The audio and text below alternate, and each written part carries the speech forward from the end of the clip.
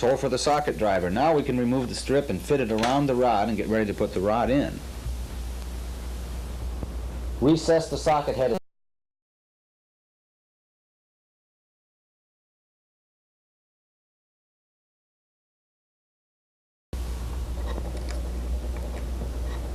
When the rod fits down in there, I'm going to cut that little part that we drilled the hole in off and inlay it later, notch it out for the lug, and you need about 9/32 inch of rod to get down to that steel to compress it down. It's super cool. Take a small rat tail file and file a little groove in the bottom of the filler stick that'll sort of fit around that round rod. Press her down in. There's glue on both walls. Clamps on it to seat it down to the bottom and clean up that excess glue, which will squeeze up towards the top. We'll trim it flush later. After picking up a center line, of course. It's got a couple of little high spots. In spite of my doweling, I'll just pick a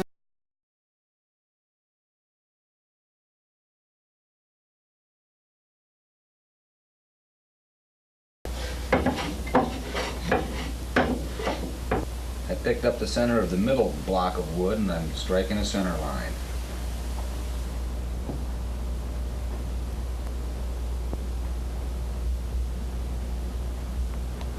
1/16, make a mark. That's the rear of the tremolo pocket. Line that pocket rear up with that line and keep everything on.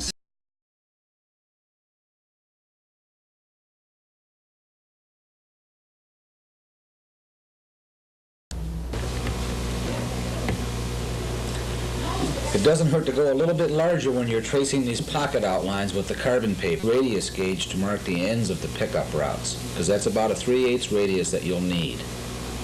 This radius gauge comes in handy.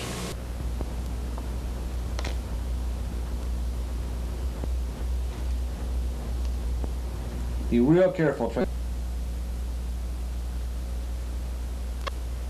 Finally use a scraper to scrape that filler right flush with. I'm going to drill the hole using this butcher block as a backup. You don't 80-degree edge here, and that kept it square, and of course I had the fingerboard clamped on and cut that at the same time. We go through gobs of it around here. A large flat block of hardwood and a strip of double stick. Some of that white hardener in your eye, it could be very dangerous. Mix it well. I'm spreading it like cake. Dry clamp the fingerboard to the neck blank. Get the fingerboard line.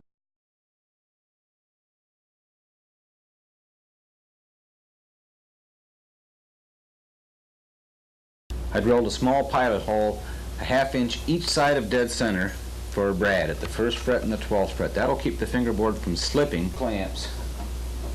Have a damp rag to get that glue squeeze out. All the routes, which we can either clean up with a router or a hand chisel.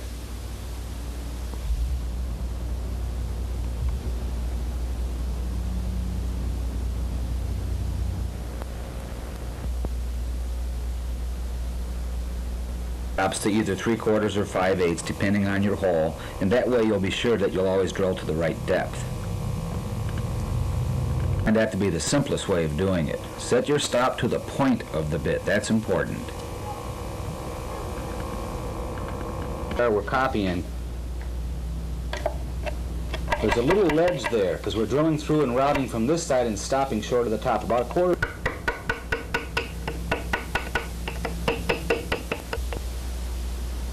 Here I'm using a 1/4 inch single fluted carbide tip bit. It doesn't have to be a 1/4 inch, whatever you have and will fit.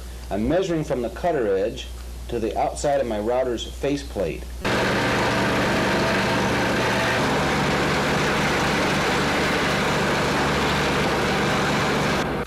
Holding it down tight. I'm going to remark the 2 lines on the edges of the fingerboard. Somewhere along the line I lost them a bit, and I'm going to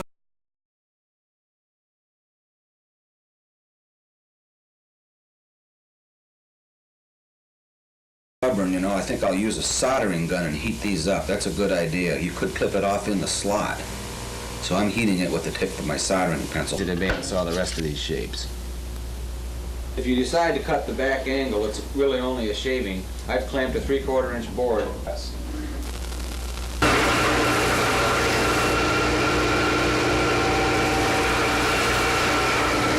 taken care of, and when I get to it, it'll be dry.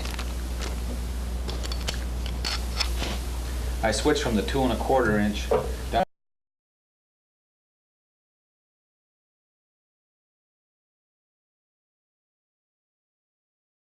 They're a nice tool to have.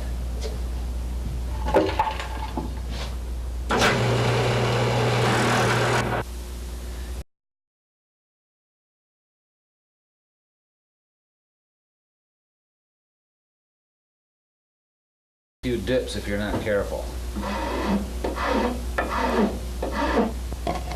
I bored a 3/4 inch hole in this old scrap of 3.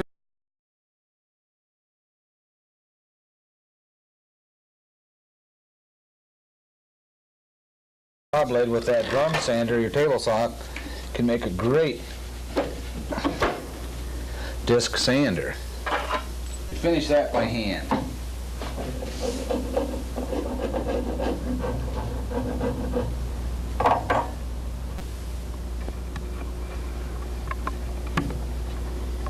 Just press it home with a little blocks of plexiglass and that'll level it to the rosary. So wood I glued on for the ear is dry now, and it's also bandsawed to shape too. I'm picking that up while I'm at it.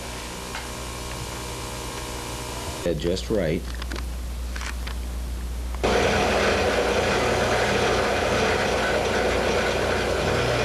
On other pieces of hardwood until you get some experience.